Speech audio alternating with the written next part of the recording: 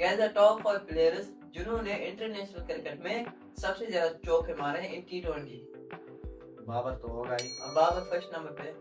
बाबर एक Kane Williamson नहीं है, वो नहीं है। डेविड वार्नर वो 5 नंबर। विराट। हाँ विराट है।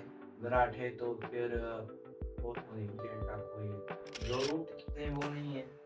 न्यूजीलैंड का और एक था मार्टिन गप्टिल वो भी नहीं है। वो नहीं है। फिर कौन है कोई इंडिया का कोई मत है। हाँ इंडिया का है। हाँ समझ में आया रोहित शर्मा। हाँ रोहित शर्मा है। तीन तो आ गए आप कौन है एक बचा है ऑस्ट्रेलिया का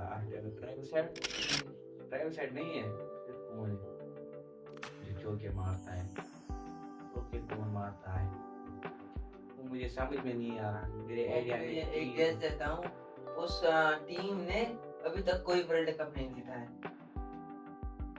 उस टीम ने अभी तक कोई वर्ल्ड कप